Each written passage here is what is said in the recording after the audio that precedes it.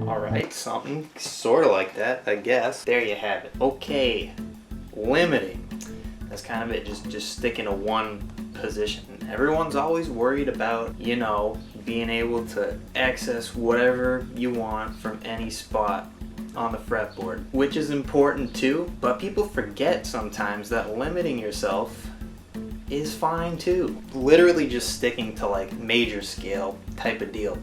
We're just gonna do it in A. So this is a really good way to sort of unlock as many possibilities you can within one spot on the fretboard. One scale, one position, no added chromaticism, no nothing.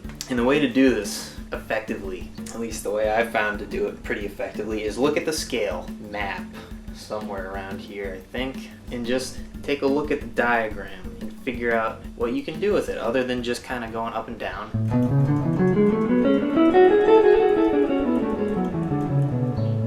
Which is fine. You want to do that to start out to map everything, but then start thinking outside of the box while being inside the box. If that makes any sense. So just look at all the different possibilities, and in the example in the beginning, I don't even think I really scratched the surface on what you can really do with just one position of the scale, but it really forces you to try to be creative with it, So really try to force yourself into the box. Everyone's always trying to break out of it. Minimize what you're doing and focus on the little things first, and then try to branch out. You don't need to get crazy, just take it slow. So, A major for this one. Here we go, high budget right here. Okay, A major.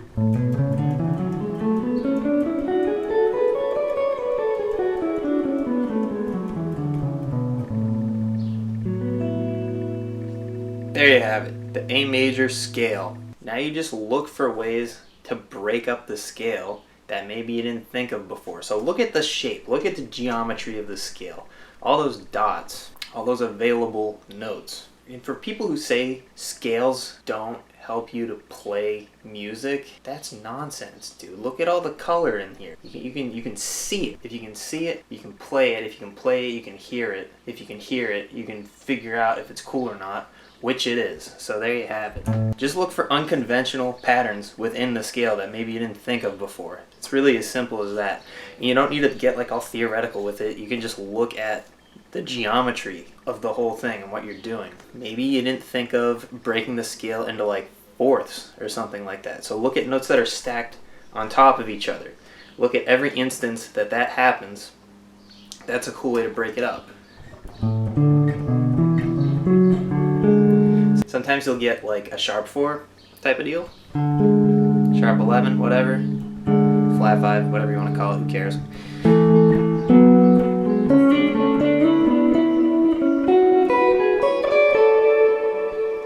So that's way different sounding than just playing the scale up and down.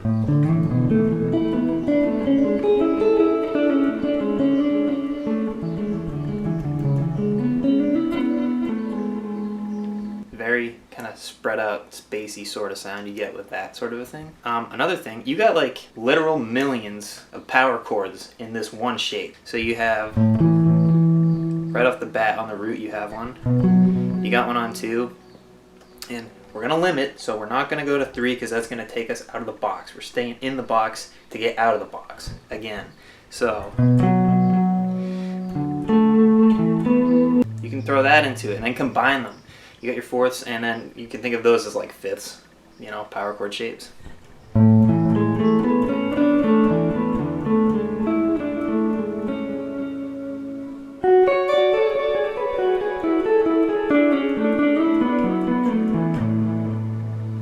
Dude, are you kidding me? Scales are so colorful. When people say you don't need theory or scale knowledge to play stuff, technically you don't. But dude, it adds so much life to the lines you're playing if you know what you're doing and where your available diatonic notes are. Like, why wouldn't you want to do that? It's fun to mess around with. And maybe doing stuff like just leaving out a note on each string, just skipping over the middle one.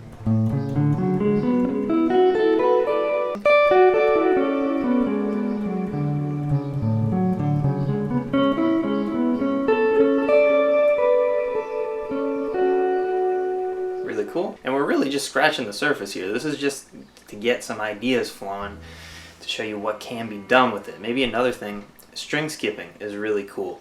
And omitting notes on each of those strings. So not just going like 1, 2, 3, 1, 2, 3 on the string skip, maybe leaving out a few things.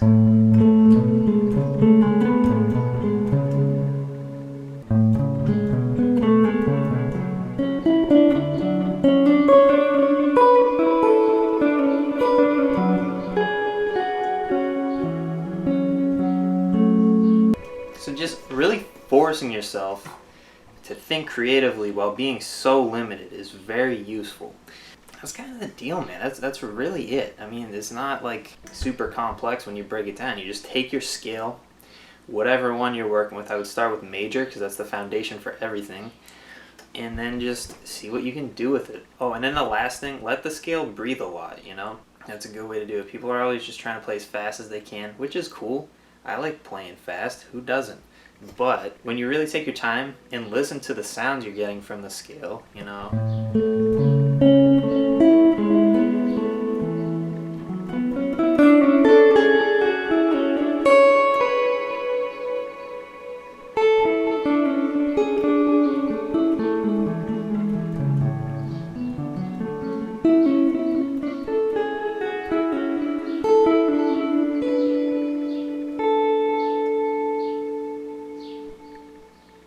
It's a good way just to get the sound of the scale in your head in a different way.